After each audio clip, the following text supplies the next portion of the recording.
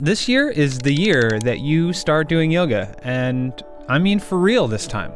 You're going to join the 36 million plus Americans who have taken up this beautiful practice, connecting yourself with a millennia-old tradition and helping you flush out those nasty toxins, or, probably not. But before you grab a mat, here's what yoga really does to your body and brain.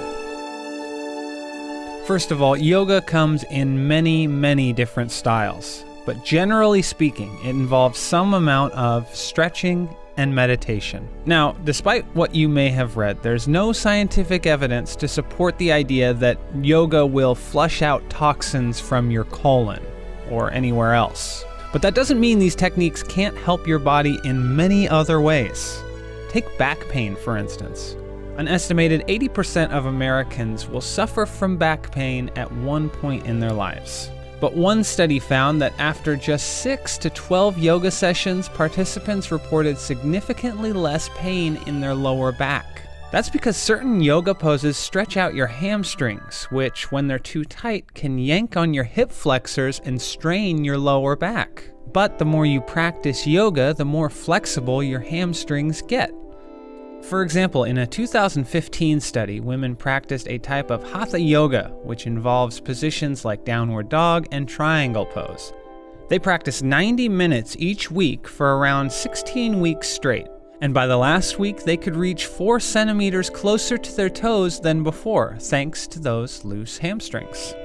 Now, if you're also meditating during those yoga sessions, the flexibility might not be the only benefit. After 7 to 16 weeks of meditative activities, participants in one study saw a huge drop in C-reactive proteins in their blood. Those proteins are linked to inflammation, which, when you're overly stressed, can kick into overdrive. And over time, that inflammation may contribute to serious illnesses like cardiovascular disease and cancer. That's where yoga's meditative qualities can help.